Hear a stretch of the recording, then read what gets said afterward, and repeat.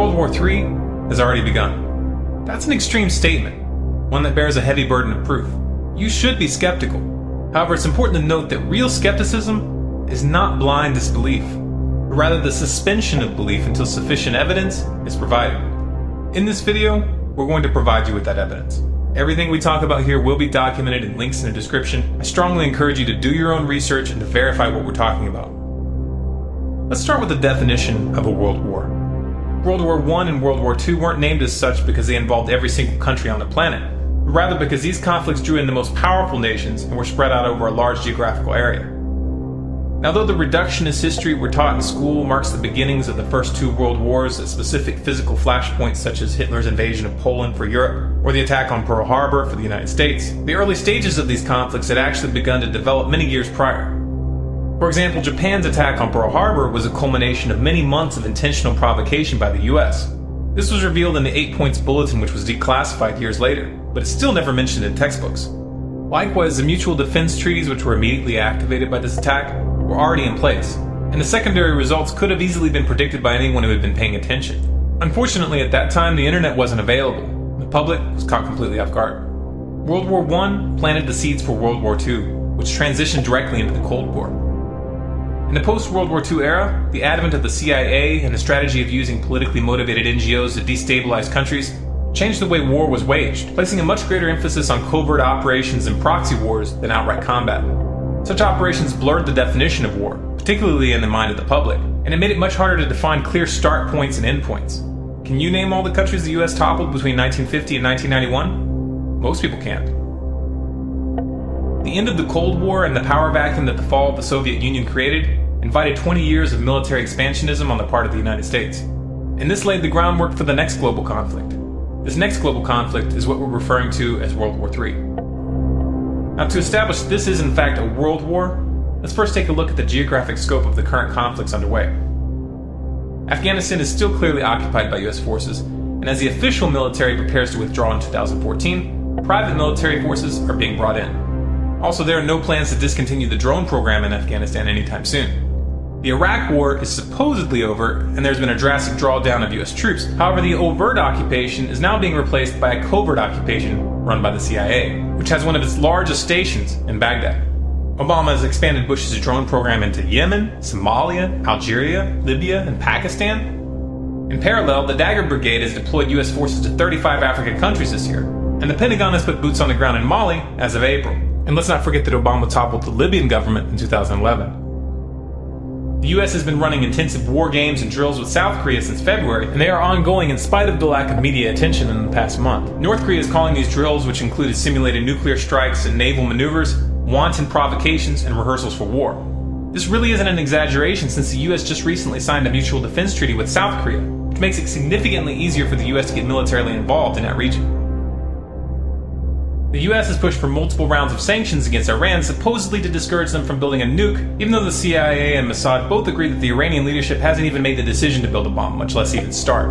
The US and Israeli governments aren't one to let pesky little things like facts keep them from promoting military strikes on Iran, but since they haven't gotten much traction with this approach from the international community, they've moved on to less direct tactics. And that brings us to Syria. Iran's closest ally is Syria. And on Friday, May 3rd, 2013, Israel attacked Syria.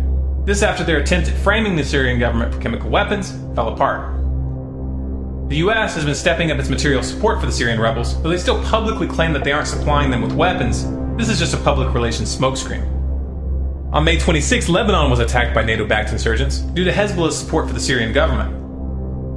Russia has taken a firm stand against US, NATO, and Israeli attempts to topple the Syrian government, and is still planning to send a shipment of S-300 anti-aircraft missiles to the country. In response, Israel's President Netanyahu reportedly warned Putin that Moscow's sale of the sophisticated missile defense system to Assad could push the Middle East into war, and argued that the S-300 had no relevance to Assad's internal battles against rebel groups. This statement, coming right on the heels of the unprovoked Israeli airstrikes on Damascus this month, leaves little doubt as to what these missiles are intended for and why Israel is angry. Of course, Netanyahu doesn't like this. He wants to be able to continue attacking Syria with impunity. Now, this past week, Russia moved a group of warships from their Pacific Fleet into the Eastern Mediterranean for the first time in decades to, quote, protect Russia's interest in the region. This move counters the US naval presence, which has built up in the area over the past several years. Both of these moves are direct statements about their intentions regarding Syria and Iran.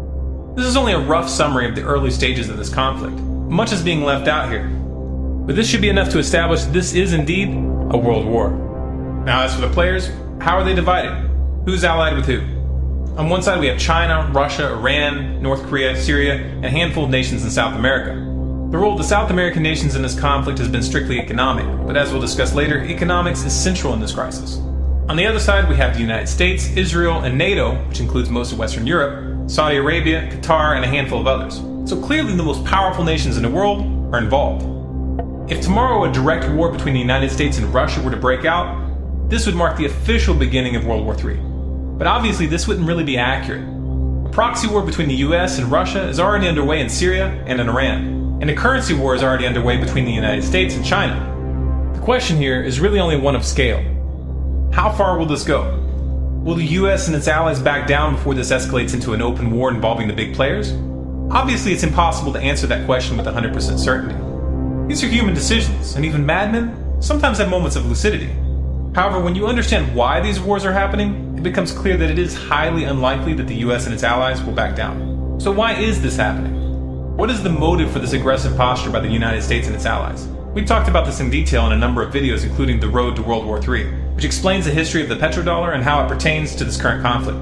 So we won't rehash all those details here. But to summarize, this war is a war for the control of the global financial system. The dollar is nearing the end of its days, and the powers that be know this. They could let the dollar fall and allow the rest of the world to choose their own course. But they don't want to. The powers that be would much rather take a gamble and stake it all in an attempt to control the currency that will replace the dollar. If they have it their way, this new currency will be a truly global currency.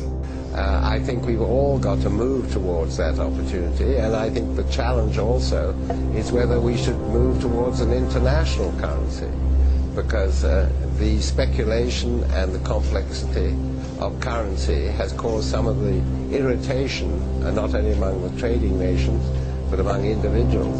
This global currency will be accompanied by global government, which they will claim is necessary to prevent another tragic war like the one they're setting off right now.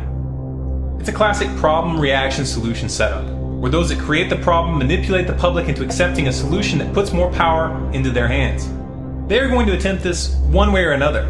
If they don't, then they will lose everything. The question is, how will we respond? Will you fall for this? Will you send your sons and daughters to fight in these corrupt wars with your eyes closed and your hand on your heart? Or will you at least speak out? This is the real variable. This is what will determine the final outcome. If you appreciate this message and if you want others to hear it, you can help by liking this video, adding it to your favorites, and sharing it to Facebook, Twitter, your blog, and by sending it to your friends via email. If you'd like more videos like this, subscribe to Storm Clouds Gathering on YouTube. For updates and bonus content, be sure to follow us on Facebook at facebook.com/stormcloudsgathering, on Twitter at Collapse Updates, and our website is stormcloudsgathering.com.